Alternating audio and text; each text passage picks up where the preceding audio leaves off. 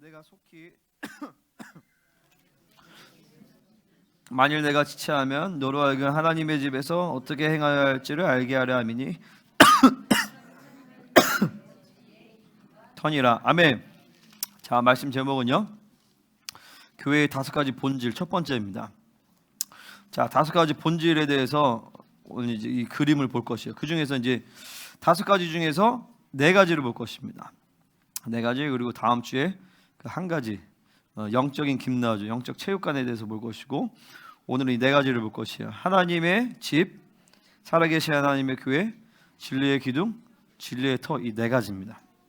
이 4가지를 함께 볼 텐데, 참 우리 석집사님이나 우리 지연이나 정말 너무 많이 변해가지고, 저 사람들이 변한 거 보면 예수를 안 믿을 수가 없는데 왜 여전히 예수님을 안 믿으시는지 이해를 할 수가 없어요. 참. 우리 석 집사님 간증 안 했지만 이 손목 몇 번 그었죠, 집사님 원래? 한 2번인가 그었죠. 그랬던 분이, 저분이 지금은 저렇게 완전 성녀 같은 느낌이지만 원래 거의 알코 중독 수준이었어요. 그죠, 집사님? 지금 이제 예수 중독자가 됐지만 완전히 변화된 거예요, 사람이. 뭐 인간이 어떻게 해서 목회를 아무리 잘했는데 이 사람이 저렇게 변하겠어요? 그러니까 하나님이 하신 거죠. 지영이도 마찬가지고. 그러니까 하나님이 통치하신 교회는 하나님이 어찌했든 영혼들을 변화시키십니다. 그래서 뭐가 중요하냐면 이 하나님이 부르셨느냐, 이게 중요해요. 하나님이 이 사람을 부르셨다라면 어떻게 해서든지 하나님을 변화시킨다. 그러니까 그 교회가 하나님의 교회라면, 하나님이 통치하시는 교회고 하나님이 그 교회를 그 지체로 부르셨다라면 하나님은 반드시 변화시키죠. 속도의 차이는 있을 수 있지만 어쨌든 언젠가는 다 변화시켜요. 그러니까 중요한 건 그런 거예요. 정말 이 지체가 하나님 부르신 지체가 맞는가? 그리고 이 교회가 하나님의 교회가 맞는가? 이 2가지만 해결이 된다면 어쨌든 영혼들은 변화되게 되겠어요.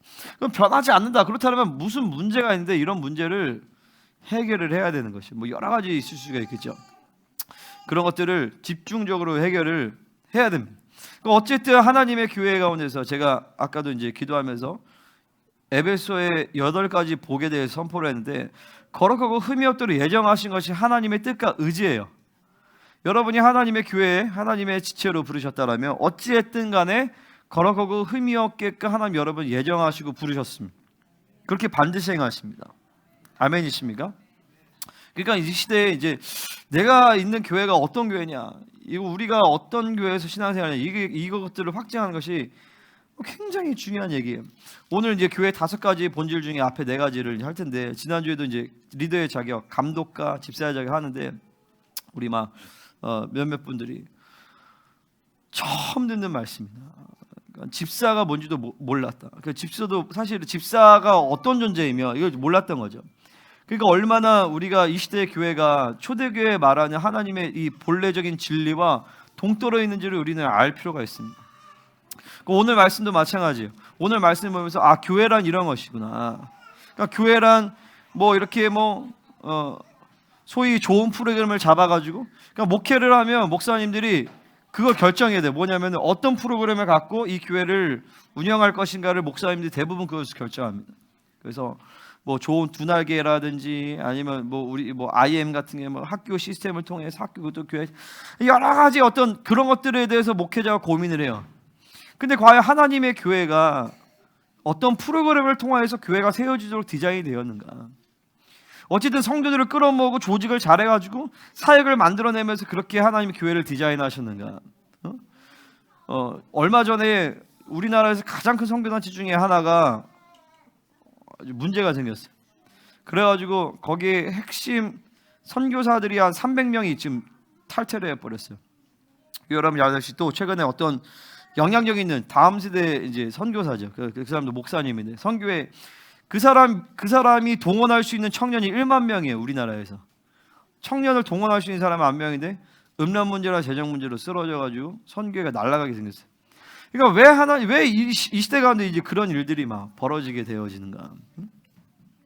그 사람들이 못나서가 아니에요. 왜 그럴까? 그럼 왜 그러냐면 그러니까 하나님의 선교회를 교회가 연약하고 교회가 부족하게 되면 선교회를 일으켜서 교회가 못하는 것을 감당하게 하시지만, 근본적으로 하나님은 교회를 회복시키기를 원하십니다. 할렐루야. 하나님의 마음은, 하나님의 관심은 교회에 있는 것이에요. 그러니까 교회를 세우고자 하지 않는 선교단체는 다 무너지게 될 것이에요, 앞으로도. 그리고 그 과정 가운데서 정말 온전하게 하면 하나님의 본래 디자인상 이 선교회는 사실은 없어지는 것이 하나님이에요. 그거를 못하기 때문에 선교회가 이제 생긴 거지만, 교회를, 지역교회를 세우고자 하지 않는, 그러니까 얼마 전에 이제 문제가 생긴 그 선교단체도 그들의 어떤 여러 가지 열정과 여러 가지 탁월함과 많은 것이 있었지만, 그들의 가장 큰 문제는 뭐냐면은 지역교회를 무너뜨렸다는 것이. 지역교회에서 성도들을 빼가서 자기들 선교회를 불리는 식으로 그렇게 사역을 했어요. 내가 그 선교단체 있어봐서 알아요. 이렇게 가르칩니다. 교회를 가서 똘똘한 놈을 발견해서 걔네들을 데리고 와라, 캠프에. 이렇게 가르쳐요. 실제로 내가 있어봐서 알아요. 그러니까 하나님의 의도가 아닌 것이죠. 그러니까 정말로 막 교회가 문제가 있고 교회가 무너지고 있고 그런 것은 사실이지만, 하나님의 의지는 뭐냐면, 이제 하나님이 사울의 가문을 무너뜨리고 다윗의 가문을 일으켜서 정말 교회의 본질은 무엇이냐, 성도라는 삶의 본질은 무엇이냐, 목회자는 어떻게 살아야 되는 것이냐, 이런 것들을 하나님은 이제 그런 사람들을, 다윗의 가문을 일으키기를 원하신다라는 것이. 그러니까 우리는 너무나도 부족하고 연약하고 내 자신의 한계가 너무 많지만, 하나님께서 생명사역이라는 공동체 가운데서 그런 사명을 한국교회와 전세계 교회 가운데서 부여하셨고, 우리는 그 공동체 가운데 지체로서 부르심을 받은 것입니다. 그렇기 때문에 아까 얘기한 것처럼 하나님의 교회이기 때문에 이 공동체가 하나님의 진리를 주셨고, 이 진리가 선포됨에 따라 성령이 운행하심으로 말미암아 하나님의 지체들을 회복시키고 교회의 본질을 들춰내고 계신다라는 것이죠. 그렇기 때문에 우리는 목회자가 아니다 할지라도, 선도라 할지라도, 평신도라 할지라도 여러분들은 교회가 뭔지에 대해서 정확한 그림이 있으셔야 돼요. 왜냐하면 여러분이 교회이기 때문입니다. 그리고 여러분의 가정이 교회가 되어야 되는 것이고, 여러분의 직장과 사업이 교회가 되어야 되기 때문에 교회의 본질을 정확하게 믿음으로 받을 필요가 있어요. 그리고 그 교회를 알면 알수록 여러분은 성장하게 되어 있다는 것입니다. 그래서 여러분이 나는 목회자가 아닌데, 아니야, 목회자가 아니라 교회의 본질을 정확하게 알아야 될 것이고, 오히려 여러분이 이 교회의 본질을 갖고 다른 사람들을 가르쳐야 되는 것이. 그리고 교회의 본질만큼 여러분 가운데 하나님이 그 충만함을 부어주실 것입니다. 자, 오늘 네 가지를 볼 텐데요. 첫 번째로 하나님의 집입니다. 자, 3장 15절, 이 한 절에서 오늘 말씀이 다 나올 것이요. 자, 14절은 내가 속히 내가 하기를 내가 예수 내게 쓰는 것을, 그러니까 못 간다라는 것이죠. 이제 사도 바울이 못 가니까 이것에 대해서 하나님의 집에 대해서 내가 이제 이 디모데전서를 통해서 너에게 알려준다라는 것이에요. 자, 요 한 절에 대해서 우리가 오늘 말씀을 보겠습니다. 설교가 되게 짧겠죠? 할렐루야. 아멘. 뭐 갑자기 아멘. 평소에 아멘 안 하더니. 할렐루야. 야, 니네가 앉아 있으니까 어쨌든 되게 좋다잉. 할렐루야. 자, 하나님의 집 이걸 보겠습니다. 15절 한번 읽어보겠습니다. 시작. 만일 내가 지체하면 너로 하여금 하나님의 집에서 어떻게 행하여야 할지를 알게 하려 함이니, 이 집은 살아계신 하나님의 교회요 진리의 기둥과. 자, 첫 번째가 하나님의 집입니다. 두 번째 살아계신 하나님의 교회예요. 세 번째가 진리의 기둥입니다. 네 번째가 진리의 터예요. 이 네 가지 교회의 본질을 여러분 이 시간 믿음으로 받아주시길 바랍니다. 자, 첫 번째가 하나님의 집이라는 뜻이에요.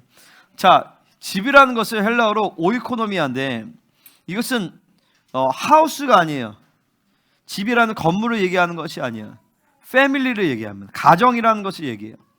하나님의 가정이다라는 것입니다. 교회가. 그러니까 이것은 헬라어뿐만 아니라 히브리어로는 베이트라는 히브리어 단어인데, 유대인들의 개념에서 이 집이라는 것을 알아요. 유대인들에게 집하면 떠오르는 것이 뭘까요? 유대인들에게 집하면 그들은 뭘 떠올리냐면 성전을 떠올립니다. 유대인들에게 있어서 집은 곧 성전이에요. 그럼 그 성전에 누가 계시느냐? 하나님 아버지가 계시고 자녀가 있는 거예요. 그러니까 유대인들에게 있어서 이 집은요, 베이트는 숫자 2를 상징해요. 두 개가 연합됐을 때 집이 되는 거예요. 남편과 아내가 연합됐을 때 집이 되는 거예요. 아버지와 아들이 연합됐을 때 집이 되는 거예요. 그러니까 아버지와 아들이라는 것은 부모와 자녀의 연합을 얘기하는 것이. 자, 집에 있습니다. 근데 아빠는 TV 보고 애들은 집에 가서 핸드폰 한다. 이거는 유대적 관점 안에서는 집이 아니에요. 유대적 관점, 성경적 관점에서의 집은 뭐냐면은 부모와 자녀가, 남편과 아내가 서로 연합이 되어 있는 관계가 집인 것이에요. 그러면 어떻게 관계가 되냐? 자, 유대적 관점과 이 성경 히브리적인 관점 안에서 아버지란 존재는 뭐냐면 바로 생물학적으로 낳았기 때문에 아버지가 되는 것이 아니에요. 성경적 관점 안에서는. 성경적 관점에서 아버지는 히브리어로 아브입니다. 아브. 따라해봐. 아브. 아브는 뭐냐면 알레프. 그러니까 우리로 따지면, 영어로 따지면 A랑 B예요. 알레프와 베트가 합쳐진 단어가 아브인 것이죠. 그러니까 뭐냐면은 이 아브라는 단어는 뭐냐면 하나님의 법을 주는 자라는 뜻이고 하나님의 통치를 하는 자예요. 그러니까 알레프라는 단어가 가지고 있는 뜻이 통치라는 뜻이 있어요. 그러니까 이 아버지라는 존재는 생명의 근원이에요. 그래서 우리가 지난번에 주기도문 강의할 때 하늘들에 계신 우리 아버지여 하면서 아버지의 관계성을 풀어내는데 어떤 관계성? 바로 생명의 관계성을 풀어내는. 내가 아버지의 영적인 생명의 관계로 살고 있는가? 아니면 육적인 생명의 관계로 살고 있는가? 그 아버지와 나는 생명의 관계고 그분은 나에게 생명을 공급해주는 주체라는 것이죠. 그럼 어떻게 생명을 공급해 주시느냐? 바로 하나님의 말씀을 주심으로 말미암아 생명을 주시는 것이죠. 그러니까 성전이라는 곳은 하나님의 집이라는 것은 어떤 것이냐면 바로 하나님이 통치하시는 곳, 하나님의 말씀이 선포되어지는 것이에요. 그러면 자녀라는 존재들, 하나님의 자녀들, 그리고 교회의 성도라는 지체들은, 이 지체라는 존재들은 어떤 존재냐? 바로 아버지의 통치를 받고 아버지의 말씀의 생명을 받는 존재들이라는 것입니다. 그러니까 이 하나님의 집이라는 이 표현 자체에 벌써 하나님의 교회의 본질이 다 들어가 있는 것입니다. 그러니까 이 교회는 집인데 가정이라는 것이. 그래서 반드시 이 교회는 가정이 돼야 돼. 패밀리가 돼야 돼. 가족이 돼야 된단 말이죠. 누구를 통하여서?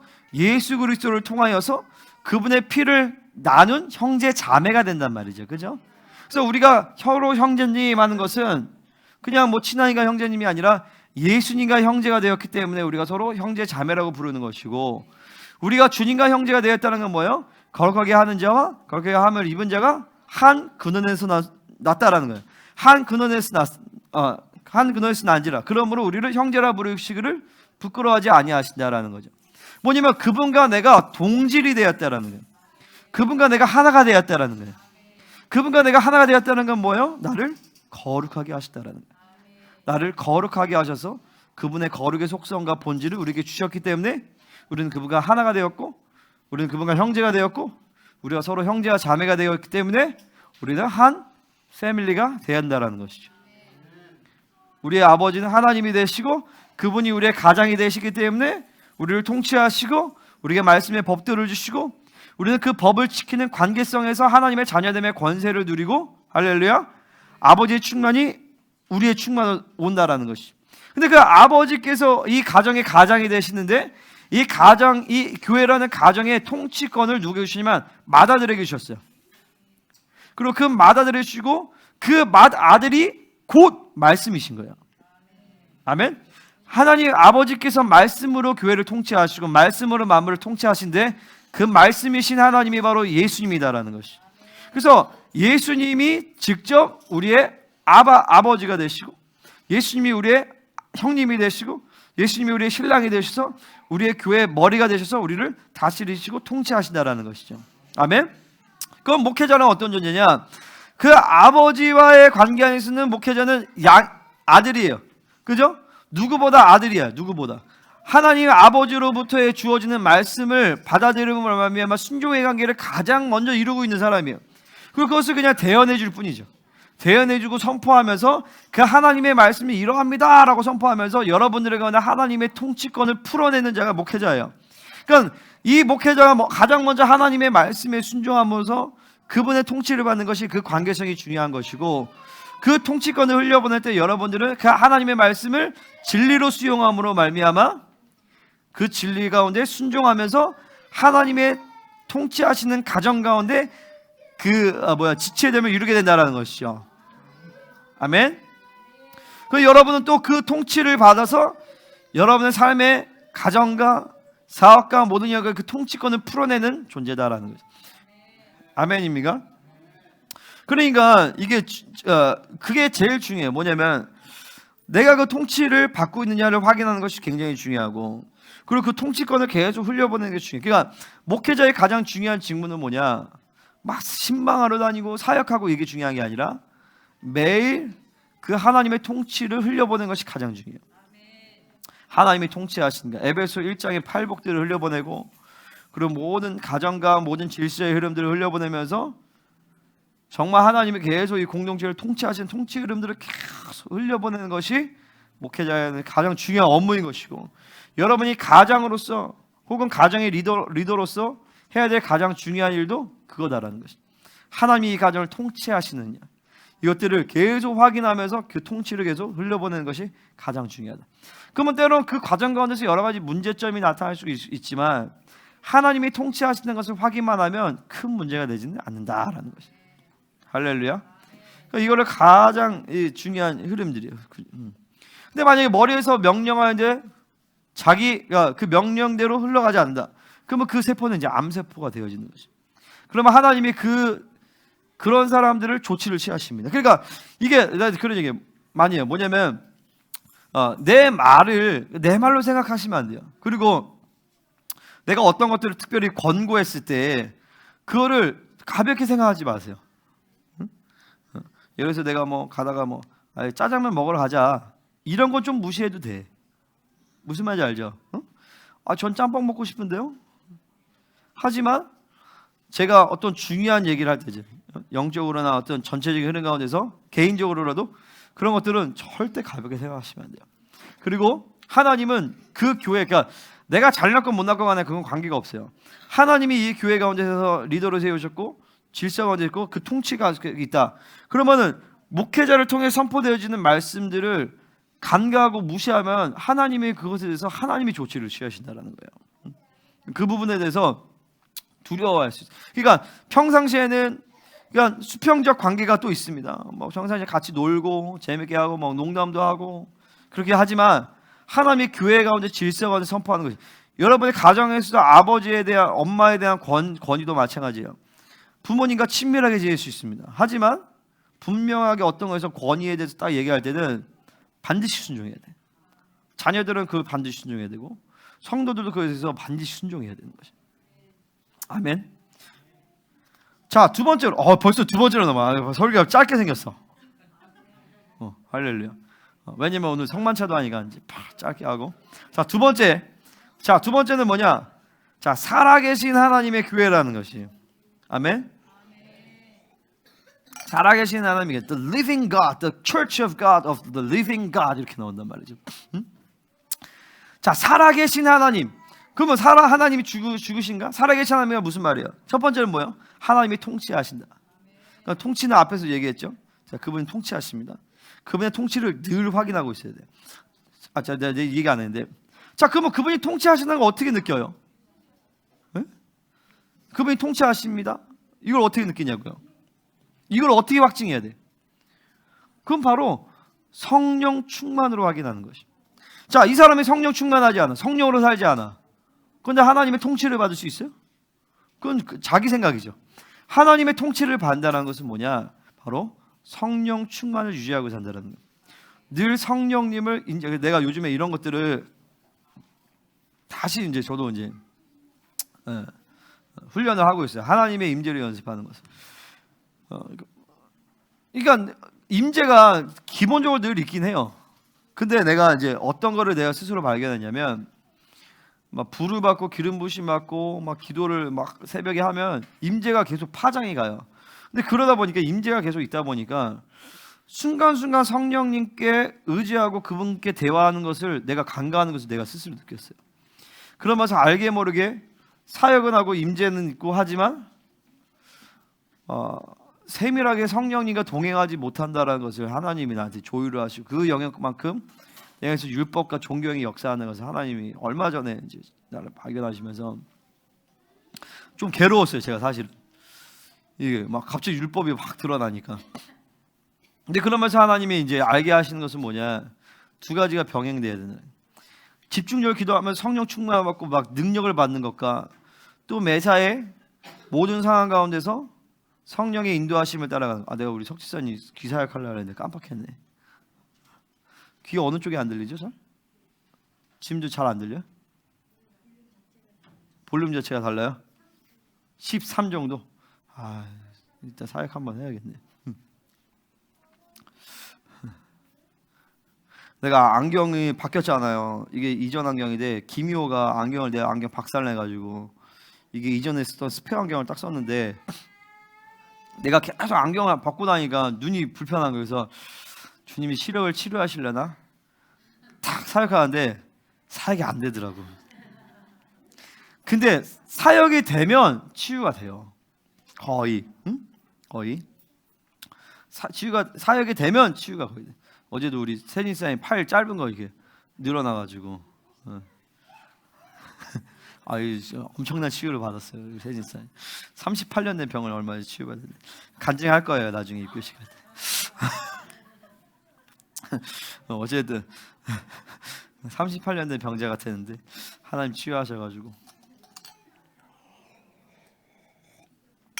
팔이 막 쭉쭉 나오죠. 그러니까 성령 충만을 계속 하게. 그러니까 우리가 리더십 훈련하면 하나님 임재연서 책을 읽어요. 계속 그분께 대화하면서 그분과 동행하는 이런 삶의 흐름들을 계속 만들어가면, 그러면서 성령 충만을 유지하는 것이죠. 할렐루야. 그 말씀에 쪄들어 살고 성령에 쪄들어 살면서 계속 성령 충만을 유지하면서 하나님이 나를 통치하시는구나, 교회를 통치하시는가를 확인하는 것이요. 자, 살아계신 하나님의 교회라고 할 때 첫 번째는 통치고 두 번째는 뭐냐면 바로 임재인 것이. 하나님의 교회다라는, 하나님이 통치하시는 교회다. 자, 이 하나님의 교회라는 것은 바로 히브리서 12장에 나오는 하늘의 총의 일원이다라는 것을 얘기해요. 자, 이거 한번 보겠습니다. 히브리서 늘 선포하는 말씀인데,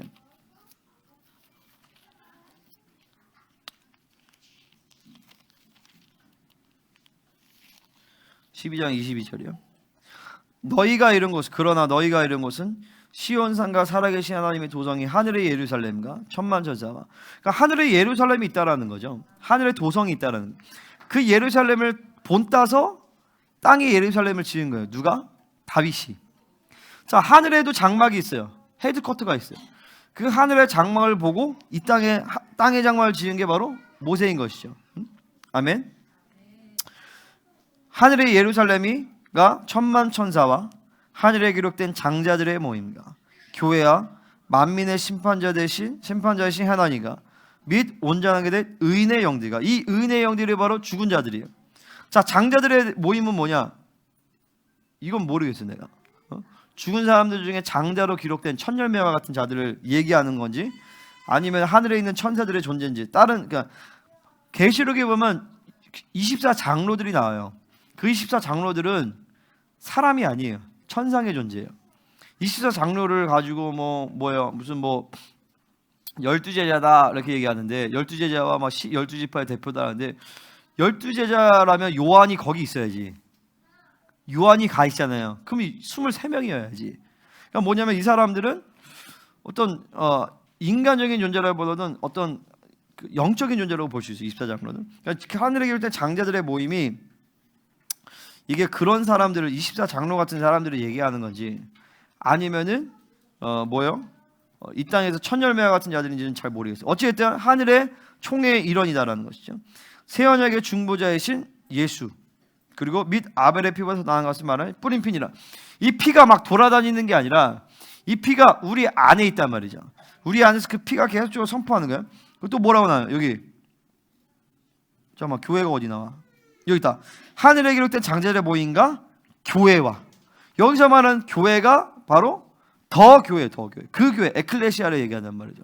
우주적 교회를 얘기하는 것인데, 바로 하나님이 이 땅에 있는 참교회는 이 우주적 교회와 하늘의 총회가 덮어 씌운단 말이에요.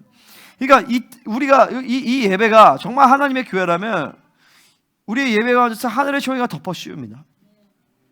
그러면서 사도 바울이 있고, 그리고 하늘의 모든 의인들이 있고, 그리고 천군 천사가 함께 막 연합을 하고, 그리고 특별히 이곳에서 죽어간 우리의 성도들이 함께 있어요. 그걸 아셔야 돼요. 뭐냐면 오늘 오셨죠. 그러니까 늘 오세요. 사실은 보이든지 안 보이든지 문제지, 사실은 늘 오셔. 왜냐하면 이 교회는 하나님의 교회이기 때문에 그래요. 정말이에요. 그럼 모든 교회 가운데 그런 하늘의 총회가 덮어씌우냐? 그렇지 않다라는 거예요. 그러니까 우리가 뭘 확증해야 되냐면 이 교회가 하나님의 교회냐를 확증해야 돼. 아멘? 나 자신도 마찬가지야. 내가 섬기는 교회가 하나님의 교회냐를 확증해야 돼. 그게 안 된다라면 때려쳐야 돼요. 목회를 접든지 교회를 접어버리든지 아니면 하나님의 교회로서 통치를 하나님의 교회로서 하나님의 인증받기까지 다시 막 어떤 조치를 취하든지 그 조치를 취해야 된다는 것이. 그럼 뭐가 하나님의 교회냐? 자, 마태복음 이제 뒤에서 진리의 규정에 대해서 나오겠지만 그 교회 담임 목사를 봐야 하나님의 교회인지 아닌지 알 수 있다는 거예요. 과연 그 교회 담임 목회자가 하나님이 세우신 종인가? 하나님이 세우신 종인가 뭐야? 이 사람이 정말 제대로 하나님을 만난 사람, 예수 그리스도를 주로 시인하는 정확한 신앙 고백을 가지고 있는가? 자, 주는 그리스도시요 살아계신 하나님의 아들이나라 얘기하잖아요. 뭐 이것은 설명이 되게 많지만 주는 그리스도시요 살아계신 하나님의 아들이시다. 그분이 하나님의 아들이라는 것을 믿어야 돼. 그분이 그리스도신 것을 알아야 된다. 아멘. 그분이 다윗의 자손인 것을 알아야 돼. 그리고 그것이 말뿐이 고백이 아니라 온전한 고백이 되기 위해서는 바른 고백과 십자가가 같이 합쳐져야 되는 것이에요. 아멘. 이거 좀 얘기할까요? 자, 그분 그리스도시라는 건 뭐예요? 그분은요 하나님의 아들이시지만 신성의 모든 능력과 특권을 보류하시고 이 땅에 인간으로 오셨다는, 그게 바로 예수라는 이름의 뜻이에요. 자기 죄를 백성에서 구원할 자라는. 어떻게 구원해? 자기가 죽음으로 말미암아, 자기가 스스로 인간이 되어서 죽으심으로 말미암아 이 땅의 죄를 속량하셨단 말이에요. 그래서 한 번도 죄를 짓지 아니하고 성령을 힘입어서 한 번도 죄를 짓지 않고 온전케 되어서 구원 대속자의 자격을 조건을 획득하셔서 하나님의 아들로 선포되신 분이세요. 그죠? 아멘. 그분은 또 하나님의 아들이세요. 하나님의 아들로서 선포되셔서 이제 하나님의 모든 능력과 권세와 그분은 로얄 선이시면서 로얄 프리스트가 되셨어요. 그분만이 오직 유일한 이 땅의 통치자가 되시며 그리고 이 땅에 유일한 하나님께 나아가는 산 길을 여신 제사장이 되신단 말이죠. 그리고 이것이 바른 고백이 되기 위해서, 온전한 고백이 되기 위해서는 목회자가 실제적인 그 십자가의 삶을 살아야 된다는 거죠. 아멘. 그리고 그것을 위해서 이 반석 위에 교회를 세운다고 했어요. 그러니까 온전한 진리가 있어야 돼요. 그러니까 진리의 체계가 있느냐, 하나님이 그 종을 하나님이 부르셨는가, 그 종에게 하나님이 부르셨다면 진리를 주셨는가, 그리고 바른 신앙 고백이 있는가, 그리고 바른 그 신앙 고백과 함께 십자가의 삶을 살고 있는 것이, 이것이 하나님의 교회의 담임자에게 주시는 하나님의 기본적인 부르심의 조건인 것이죠. 아멘. 내가 총회 집회 때 이런 부분이 막 강력하게 오면서 되게 괴로웠던 거예요. 이 교회가 하나님의 교회가 맞습니까? 그걸 하나님, 나를 정말 하나님의 종으로 부르셨습니까? 이 부분에서 내가 이제 괴로웠고, 그런 시간을 지나면서 이 취임 때쯤에 이런 부분이 정리되면서 하나님께서 나에게 이제는 이 교회는 하나님이 통치하시는 교회다라는 확증을 나에게 주셨어요. 아멘. 그리고 이제 이 취임할 때 이제 우리 김민호 목사님이 이 교회는 하나님의 교회가 맞다라고 선포를 했죠. 그럼에도 불구하고 계속해서 우리는 이 교회가 정말 하나님이 통치하시는 교회인가, 그리고 우리 성도들도 마찬가지고 이 교회 정말 하나님의 교회인가를 여러분이 계속 확증을 해야 되는 것이고, 확증이 됐다, 그때부터는 계속 하나님의 교회됨의 통치를 온전하게 해야 할 필요가 있다는 것이죠. 아멘. 여러분이 우리 석시장 간장처럼 정말 이 교회가 하나님의 교회라는 것을 믿기 때문에 여러분이 지체됨을 이룬 줄 믿습니다. 아멘.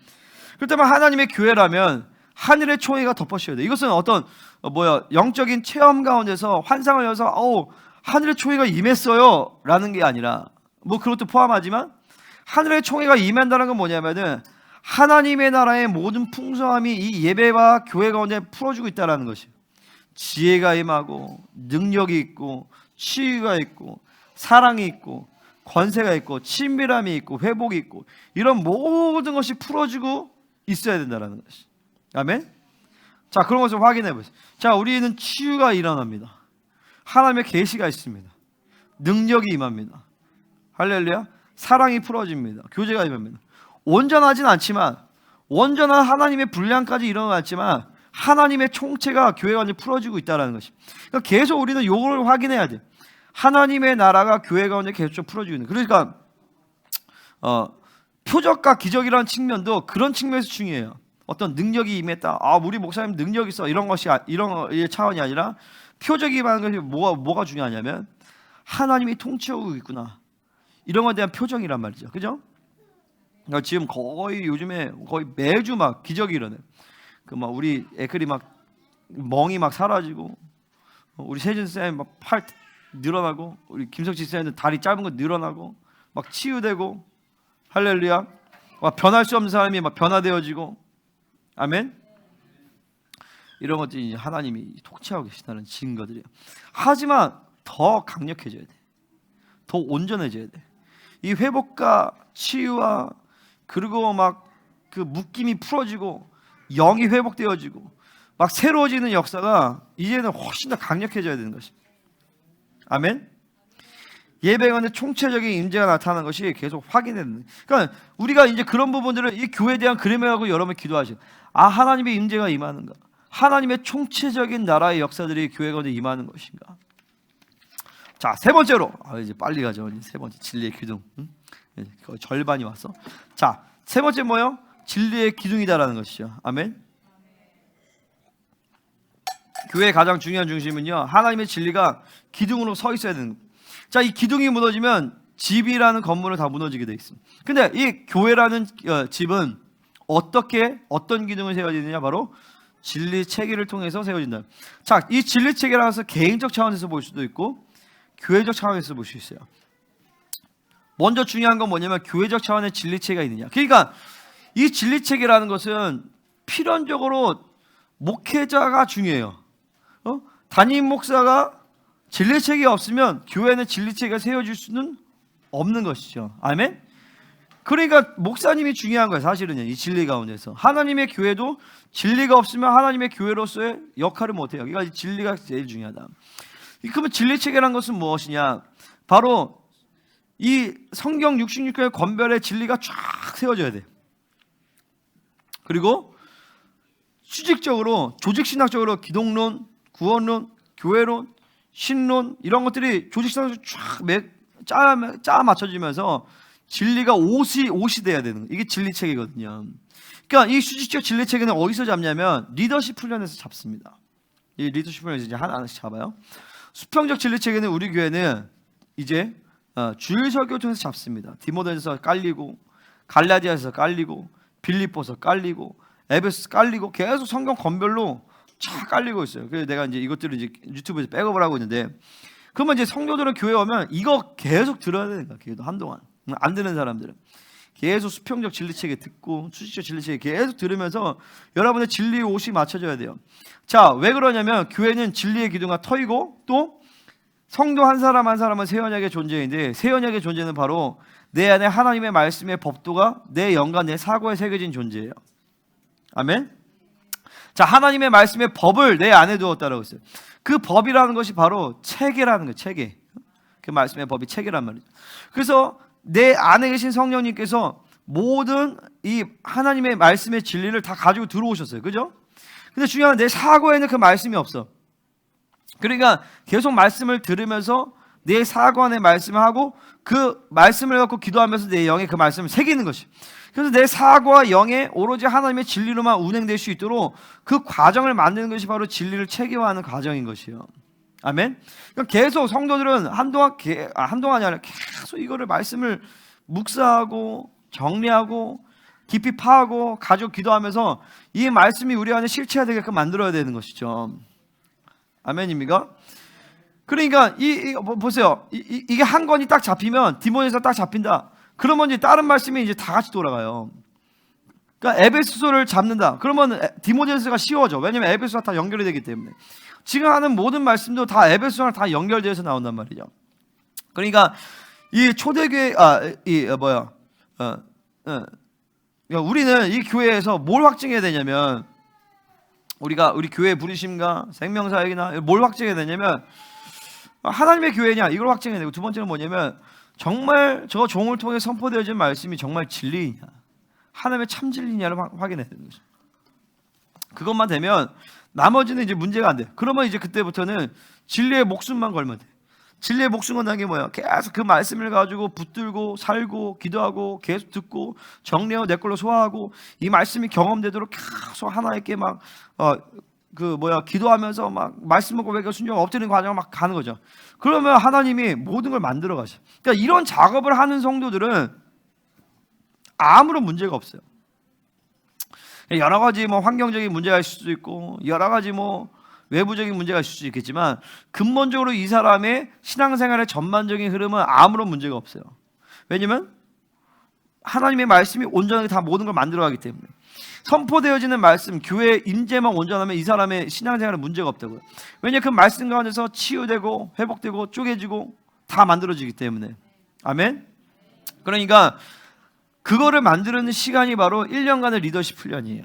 1년의 리더십 훈련을 통하여서 성령과 살아가는 것들을 훈련하고 또 진리를 체계하는 것들을 훈련하면서 이제 1년 정도 그 시간을 보내고 나면 그 다음부터는 정상적인 이제 교회 안에 이제 우리가 리더십이 어느 정도 되면 이제 셀이 만들어지거든요. 그러면 셀 모임, 리더십 훈련, 그리고 새신자 같은 사람들 1대1 케어, 그리고 전체적인 공 예배, 그리고 다음 세대들 같은 경우는 이제 학교 사역, 그리고 한 번씩 하는 이제 캠프와 집회 이런 것들이 자동적으로 가동이 되어지니까 계속 성장하는 거예요. 계속 성장하고 그 다음부터 문제가 전혀 없다. 아멘. 이런 시스템이 세워지기까지가 좀 어렵지만 그것은 별로 문제가 없다라는 거죠. 그러니까 엄밀히 말해서 교회 안에 진리만 제대로 선포되어져도 그 교회에 문제는 거의 없어요. 그러니까 우리 교회 지금 문제가 없잖아요. 아멘. 물론 여러 가지 섬세하게 케어해야 되고 잡아야 되고 그런 것들이 있지만 크게 보면 하나님이 통치 가운데서 사실 다 이뤄가실 부분들이에요. 그러니까 여러 가지 우리한테 뜨고 이런 거 있지만 그거는 다 하나님이 하시는 영역이고 다 좋은 일이에요. 그런 것들은. 그죠? 근데 크게 보면 크게 문제가 없는 거죠. 사실. 그러니까 우리는 기쁘게 즐겁게 주님을 계속 앙망하면서 그분과 교제하고 그분을 살면 된다라는 것이죠. 아멘. 그러니까 여러분 기도해 주셔야 돼요. 목사님 가운데 진리체가 온전하게 셋업이 되어져서 물론 생명사역 전체적 진리가 선포되어졌고 내가 계속 그 진리를 세팅하는 과정이지만 교회 안에 진짜 온전하게 진리가 선포되어지고 그리고 뭐냐면 이 교회 안에서 이 진리를 가지고 살아가는 삶의 체계들이 만들어져야 돼요. 아까 얘기한 것처럼 셀이라든지 그리고 자체 집회라든지 아니면 여러분의 삶의 교제라든지 그래서 이제 교회 기업들 같은 경우는 교회 기업들도 말씀의 운행에 따라서 움직이는 것들이 말씀과 삶이 완전 하나 돼서 움직여줘야 돼요. 아멘.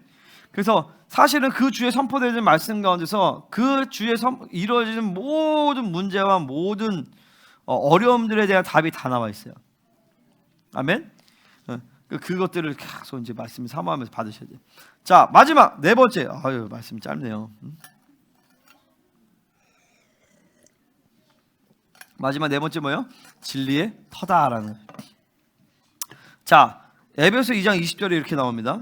자, 너희는 사도들과 선지자들의 터 위에 세우심을 입은 자라. 그리스도 예수께서 친히 모퉁이돌이 되셨느니라. 마태복음 16장에서는 주님이 이렇게 얘기하세요. 베드로가 주님 그리스도시요 살아계신 하나님의 아들이십니다 이렇게 얘기하니까 베드로가 바요나 시모나 이를 내게 알게 한 것은 네 혈육이 아니요 하늘에 계신 내 아버지시니라. 뭐냐면 너는 무식한 놈인데 하나님의 은혜로 네가 이렇게 선포하는 거다 이렇게 얘기하는 거예요. 그죠? 내가 내게 이르노니 너는 베드로라. 반석이라는 뜻이에요. 내가 이 반석 위에 내 교회를 세우리니 음부의 권세가 이기지 못하리라.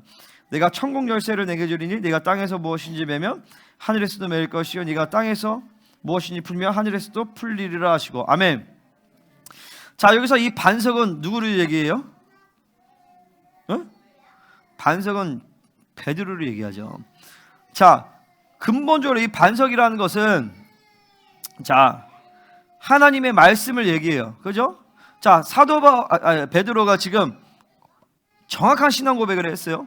이 정확한 신앙 고백은 뭐야? 주는 그리스도의 살아계신 하나님의 아들이시다라는 이 고백 위에 이게 반석이에요. 첫 번째로 이 반석이 이 말씀 위에 그리고 예수 그리스도 위에. 그러니까 첫 번째는 그리스도, 두 번째는 말씀이에요. 그죠? 이 말씀과 정확한 신앙 고백 위에 교회가 세워진다라는 것이죠. 그죠? 근데 실질적으로 베드로라, 네가 베드로라, 베드로라는 뜻이 반석이에요. 자, 반석이다. 네 위에 교회를 세우겠다라고 했잖아요. 그러면은 베드로가 또 반석인 거예요. 아멘. 자, 이 반석이는 크게 세 가지 의미예요. 첫 번째, 예수님이 반석이 되시고, 정확한 신앙 고백인 말씀, 진리체가 반석이 되는 것이고, 세 번째로는 정확한 신앙 고백을 한 주의 종인 사도가 바로 반석이 된다라는 것이요. 그러니까 이거를 로마 카톨릭에서 잘못 인용을 해가지고 베드로가 반석이다, 우리가 일대 교황이 베드로였다, 그러니까 이 교황이 반석이다라는 헛소리를 하는 거예요. 바티칸이라는 동네는요, 이 담무스 시인의 그 신전 위에다 건축이 됐어요. 그러니까 이들의 뿌리는 기독교가 아니라, 뭐 기독교라고보다도 이 메시아닉 예수야를 믿는 이 신앙이 아니라 잘못된 태양신 숭배 사상이 그들의 뿌리라는 것이죠. 아멘.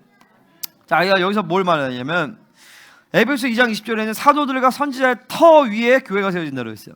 자, 뭐냐면 이 진리의 기둥과 진리의 터라는 것은 바로, 자, 정확한 신앙 고백을 한 바로 주의 종들인 사도들과 선지자들이 교회의 터가 된다는 것이죠. 바로 에베소의 관점에서 보면 사도, 선지자, 복음 전파자, 목사와 교사의 이 양육자의 영에 직임을 따라 세워진 자들이 진리의 터가 된다는 것이죠. 아멘. 그러니까 교회 안에 이 사중적인 사역, 이 네 가지 영의 체계들이 세워져야 되는 것이죠. 이것은 눈에 보이지 않는 막 영이 흘러서 세워졌다라는 게 보다도 눈에 보이지 않는 성령의 기름 부으심 가운데서 이런 직임을 가진 사람들이 세워지는 것이 바로 진리의 터가 되는 거예요. 아멘. 자, 에베소서 4장 11절 한번 보겠습니다.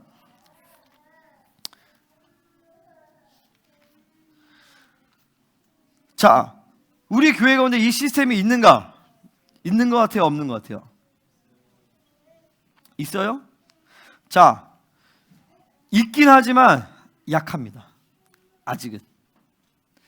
사도의 영이 운행되어져요. 자, 사도의 영은 뭐냐? 바로 진리를 구축시키는 영이에요. 진리를 구축하고 교회 안에 질서를 세우는 기름 부으심이 사도의 영이에요. 이 사도의 영은 주로 누구를 통해서 일을 해요? 바로 나를 통해서 일을 하죠. 저를 통해서 진리를 구축하고 교회는 질서를 세운단 말이죠. 그죠? 이거를 사실은 이제 막 시작한 거예요. 왜냐면 내가 담임 목사인 지 한 달 됐기 때문에.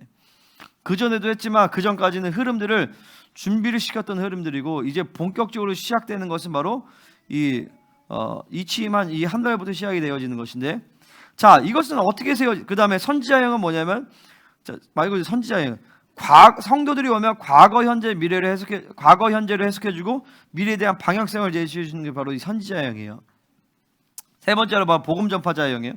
복음 전파자형은 바깥에 있는 자들에게 복음을 전파해서 교회로 들어오기도 하고, 또 교회 안에 있는 성도들에게는, 자, 잘 가다가 궤도를 벗어나, 그러면 복음 전파자가 다시 회개를 촉구해서 제 궤도로 들어오게 하는 것이 복음 전파자형이에요. 복음 전파자형은 두 가지 방향으로 가요. 그 다음에 목사와 교사인데, 목사는 뭐예요? 목사와 교사는 한 패키지로 일을 합니다. 양육자로서 성도들을 개화하면서 그리고 가르칩니다. 이 양육자는 성도들의 영적인 성장에 굉장히 관심이 많은 사람들이에요. 그래서 잘 먹여주고 케어주고 잘 보살펴주는 거죠. 아멘. 할렐루야. 예번아 그거 하지마. 산만해. 목사님 봐. 아멘 좀 해. 그리고 아멘.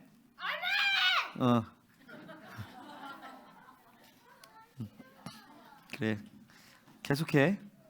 알았지? 계속해줘. 아멘. 아니, 이쁘게 그렇게 괴물처럼 하지 말고 아멘. 이렇게 아멘. 그래, 말을 말자. 어쨌든 내가 영의 체계가 운행되면서 그러니까 교회 이제 오면 계속 이 기름 부으심이 임하는 거예요. 그러니까 어떻게 이것이 세워지느냐? 하나님의 말씀의 약속이에요. 교회의 본질이란 말이죠. 이 약속을 목회자가 믿고 성도들이 믿고 계속 간구한다기보다 이것을 이제 믿으면 기름 부으심이 운행이 되어져요. 기름 부으심이 운행하면서 지금 기름 부으심이 움직인단 말이죠. 그 기름 부으심이 움직이면서 하나님이 그 기름 부으심을 따라서 각자의 최소한 한 가지 특성에 맞게 성도들을 세워요. 그러니까 나 같은 경우에는 사도의 영이 제일 강하죠. 하지만 네 가지 모든 직임들이 내 안에서 다 드러나요. 담임 목회자이기 때문에. 근데 여러분들도 마찬가지로 그걸 사모하세요. 내가 선지자의 성향이 강하다. 그러면 계속 그 사모하자. 하나님 선지자의 영을 더 강력하게 부어주십시오. 나는 매일 그것을 기도합니다. 매일 기도하면서 그 기름 부으심이 막 운행되면서 여러분과 우리 성도들 가운데서 리더들을 세우신단 말이에요. 그 리더들은 반드시 요 직임상 최소한 한 가지 이상의 직임들이 특징적으로 나타나게 되어 있어요. 선지자가 나타나든 복음 전파가 나타나든 사도가 나타나든 그런 사람들이 이제 리더로서 되는 거예요. 아멘. 교회를 오래 다닌다고 되는 것도 아니고 헌금을 많이 한다고 되는 것도 아니고 하나님의 선택이에요. 그 모든 것들을 하나님이 고려하셔서 하나님이 필요한 사람의 기름을 부어주시겠죠. 기름을 부어주시면서 그 사람들이 직임이 세워지고 또 그 사람들을 통해서 이 네 가지 영의 체계들이 기름 부으심이 흘려보내져요. 그리고 또 필요한 사람들이 성향에 맞는 사람 딱딱 그 사람들이 제자됨이 붙는단 말이에요. 그러면 그 사람에게 그 기름 부으심이 전이 되어지면서 모든 성도들이 다 이 네 가지 영의 체계의 흐름대로 하나님이 만들어 가시는 거예요. 그러면서 성도를 온전하게 하시는 것이죠. 자, 한 사람을 내가 혼자 사역하는 게 아니라 이 한 사람을 가지고 모든 성도들이 다 사역해. 그러니까 필연적으로 이 교회 가운데서는 성도들이 사역할 수 있는 장이 있어야 돼. 그래서 리더십 훈련을 하는 것이고, 그래서 셀 모임을 하는 거예요. 그래서 중보 모임을 하는 거야. 그러니까 중보 모임도 사실은 내가 빠져야 돼요. 빠지거나 아니면 성도들이 중보를 인도해 봐야 돼. 성도들이 셀 모임을 해봐야 돼요. 성도들이 리더십 훈련하면서 막 방언 통변해보고 예언 사역해보고 막 이래야 돼. 우리가 얼마 전에 유튜브 통해서 어떤 장로님이 나한테 연락 와가지고 통변 좀 해달라고. 그래서 내가 오라 그랬는데 이분이 너무 멀어가지고 그러면 녹음을 해서 나 보내라고 했어요. 그래가지고 내가 이제 녹음을 해서 통변을 내가 해줬어. 내가 통변해서 보내주고 우리 이제 몇몇 지체들한테 통변을 하라고 했는데 우리 석지사님이 막 3차 통변 막 3번 통변을 해가지고 막 장문장을 보냈어. 내가 통변할 수는 별 얘기 안 하지 석지사님 통변을 보내주니까 목사님 너무 놀랍습니다. 그런 거예요. 이제 나는 통변을 해도 선지자적인 칼라에서 통변이 안 나오고 나는 통변을 해도 축사하고 치유하고 묶인 거 풀어주는 방향으로 사역을 해요. 나는 통변을요. 그래서 내가 통변할 때는 거의 데리고 놓고 통변을 해야 돼. 해서 통변을 하고 그 다음 묶인 거 얘기하고 축사하고 풀어내주고 그러게 됩니다. 그래서 우리 석지사님이 선지자에 강하기 때문에 오히려 막 전체적으로 쭉 하니까 나중에 한번 오겠다고 막 그러더라고요. 그런 것처럼 이게 통변을 해도 사도적 칼라와 선지자적 칼라가 완전히 다르게 나와버려요. 응? 어떤 사람은 예언을 해도 목자의 영이 강한 사람은 맨날 목자적인 칼라만 나와요. 그게 나쁜 게 아니라 그 사람의 영적인 칼라인 거예요. 그러니까 고린도서 12장의 은사들은요, 나중에 리더십 플랜에 나오겠지만 모든 성도들이 다 사용할 수 있는 은사들이에요. 응? 왼수야, 엄마 말 좀 들어라, 왼수야. 똑바로 앉아. 빨리.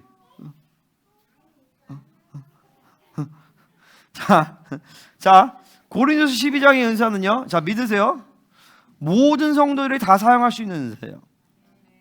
왜 그러냐면 고린도서 12장의 은사는요, 교회를 세우는 은사이기 때문에, 자, 고린도서 12장의 은사는 사역적인 은사예요. 쉽게 얘기해서 통변하기를 하나님 성령님이 원하셔서 그 의지를 받아들여서 통변의 기름 부으심을 받으면 통변이 할 수 있어요. 그러니까 저는 통변 한 번도 안 해봤는데요, 상관이 없어요. 기름 부으심이 임하면 통변을 할 수 있어요. 그것을 믿으면 통변이 돼요. 아멘. 예언도 마찬가지고 지식의 말씀도 마찬가지고 모든 은사가 다 마찬가지예요. 그러니까 나는 이 9가지 은사를 매일 점검해요. 왜냐하면 은사는 받는 것이 아니거든요. 은사는 내가 소유하는 것이 아니에요. 은사는 필요에 따라서 상황에 맞게끔 성령님께서 내 안에서 나타내시는 거예요. 그러면 성령님께서 통변으로 일하기 원하신다. 성령님이 예언으로 하기를 원하신다. 그렇다면 그 기름 부으심을 구하면 그 기름 부으심이 임하여서 내 안에서 예언으로 역사를 하시는 것이죠. 아멘. 근데 로마서 12장의 은사는 좀 달라요. 로마서 12장의 은사는 직임에 대한 은사들이에요. 이거는 모든 사람들이 그 직임을 갖고 있는 것이에요. 그 섬김의 은사, 긍휼의 은사, 또 가르치는 은사 이런 것인데 섬김의 은사가 있는 사람이 꼭 긍휼의 은사가 있는 것은 또 아니에요. 가르치는 은사가 있는 사람들이 꼭 예언에, 거기서 말하는 예언은 예언자로서 사역하는 사람들, 예언자로서. 그 예언자로 사역하는 것들. 물론 성령의 기름 부으시면 그 순간에 내가 예언 사역을 할 수 있지만 다르단 말이죠. 그러면 네 가지 영의 체계는 뭐냐면 이런 모든 은사들을 관장하는 시스템들이에요. 그러니까 이 시스템들을 계속하면서 여러분들이 성령으로 살고 교회됨을 이루고 진리로 살면 진리 체계가 만들어져. 그 진리 체계가 만들어지면서 이제 진리를 따라서 사역할 수 있는 사역자가 된단 말이에요. 그게 바로 네 가지 영의 체계에 따라서 여러분이 사역자가 되어지는 것이. 그 흐름에서 여러분이 온전케 되어지고 봉사일을 감당하게 만든단 말이죠. 그 봉사일이라는 것이 바로 헬라어로 디아코니아인데 5가지 직무를 얘기합니다. 자, 미셔너리, 선교사예요. 그 다음에 사역자, 그 다음에 예배자, 그리고 말씀의 권위자, 그리고 기부자예요. 자, 이 5가지 직임은요, 한 성도에게 모두가 다 나타나야 되는 직임인 것이. 아멘? 그러니까 이거를 믿어야 돼요. 이거를 믿으면 여러분 가운데 5가지 직임이 다 나타나게 돼요. 저는 막 찬양을 못해요. 근데 여러분 예배자로 하나님 만드십니다. 저는 돈이 없어요. 돈 버는 은사가 없어요. 근데 여러분은 기부자로 하나님 만드십니다. 저는 말씀을 전혀 못해요. 근데 여러분 하나님의 말씀의 권위자로 세우십니다. 저는 사역을 못하는데요, 하나님 여러분 사역자로 세우십니다. 저는 해외 선교 절대 못해요. 하나님 여러분 선교자로 세우십니다. 이게 하나님의 의지라면 5가지 직임을 세우시는 게, 봉사의 직무를 감당한다는 게. 아멘? 그러니까 성도 한 사람이 예를 들어서 피아노만 잘 친다. 그럼 피아노만 잘 칠 수 있어요. 근데 그게 아니에요. 하나님의 교회는 그런 식으로 성도를 훈련시키는 것이 아니에요. 피아노뿐만 아니라 중보 맡기면 중보해야 되죠. 사역하면 사역할 수 있어야 되죠. 말씀하면 말씀도 선포할 수 있어야 되는 것이죠. 이 모든 것이 다 가능해야 돼요. 여러분 나만 봐도 죠. 난 찬양하죠. 말씀, 사역, 치유, 교제, 티칭. 내가 목회자로 살 수 있는 건 다 하는. 그럼 목사님이 아니라 하나님의 교회이기 때문에 가능한 것이에요. 아멘입니까?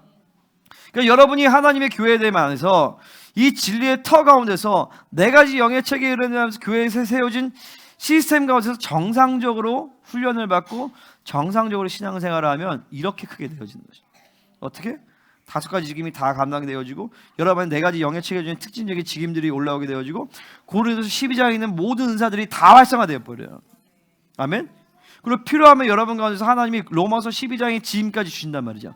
그러니까 하나님의 교회를 세움에 있어서 효과적으로 기름 부으심에 따라서 여러분을 온전케 만다. 그러니까 어떻게 되냐면 에베소 4장 12절에 자, 봉사의 성도를 온전하게 봉사 일을 하게 하면 그리스도의 몸을 어떻게 해요? 스스로 세운단 말이에요. 그리스도의 몸을 세우려 하십니다. 그러면 우리가 다 하나님의 아들을 믿는 것과 아내를 하나가 되어 온전한 사람을 이루어 그리스도의 장성한 분량이 충만한 데까지 계속적으로 성장해 나간다. 자, 여기서 보면 그는 머리니 곧 그리스도라. 15절 그에게서 온몸이 각 마디를 통하여 도움을 받으는 연결되고 결합되어 각 지체의 분량들을 역사하여 그 몸을 자라게 하며 사랑 안에서 스스로 세우느니라. 그러니까 교회가 막 스스로 성장하는 거야. 막 서로 그냥 막 목사님이 뭐 해서가 아니라 막 그래서 리더십 훈련을 하는 거예요. 그러니까 리더십 훈련이 어느 정도 됐을 때는 하나님이 이제 하시면 셀 모임을 또 가동. 그럼 셀을 통해서 여러분이 막 서로를 사역을 해주는 거죠. 막 서로 막 통변해주고 예언해주고 영분별해주고 막 내적 치유하고 막 축사해주고 하면서 그러면서 강력하게 하나님이 세워가신단 말이죠. 아멘. 그러니까 이 4가지 이제 말씀 끝이요. 이 4가지 그림이 바로 그러면 어떻게 되느냐? 자, 어떻게 하냐면 바로 이 말씀을 믿고 기도하면서 기다리면 돼. 그리고 성령이 인도하시면 따라가면 된단 말이죠. 그럼 교회 안에 하나님의 이 4가지 영의 체계가 쭉 세워지면서 목사님 저는 늦었어요. 늦은 게 어디 있어요? 하나님의 교회로 부르셨다라면 하나님 다 만들어 가시고 그리고 뭐가 중요하냐면 여러분 가운데 잘못되게 들어온 이 섞여온 비진리를 해결을 해야 돼요. 섞여온 비진리를 해결하는 게 어려워요. 근데 그 진리만 돌아오면 하나님이 이런 식의 흐름으로 정상적으로 만들어 가십니다. 4가지 영의 체계가 세워지고 그리고 교회 내 사랑의 대로가 깔려야 돼요. 왜 사랑의 대로라고 하면 고린도서 13장에서 뭐라고 얘기해요? 이보다 더 사랑은 큰 길이라고 했어요. 그죠? 좋은 은사를 삼아라. 나중에. 그럼 사랑의 대로가 깔려요. 길이 깔리고 그 다음에 그 위에 뭐가 운행되어지면 바로 이 은사들이 움직이는 기름 부심이 움직인단 말이에요.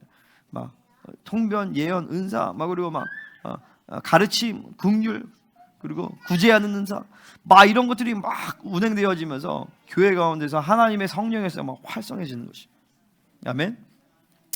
그럼 우리는 뭘 하냐면 바로 이 말씀의 약속을 믿음으로 받고 기도하고 기다리면 성령이 쫙 운행하신단 말이죠. 아멘. 이거 목회자 한 사람이 아니라 교회 전체가 이 진리를 믿음으로 받아들여야 되는 것입니다. 자, 다시 한번 선포합니다. 하나님의 집. 2번째, 살아계신 하나님의 교회. 세 번째 진리의 기둥, 네 번째 진리의 터. 이 네 가지 그림만 명확하게 가지고 있으면 돼요. 그러니까 목회자가 사실 해야 될 가장 중요한 일은 이런 거예요. 이런 거.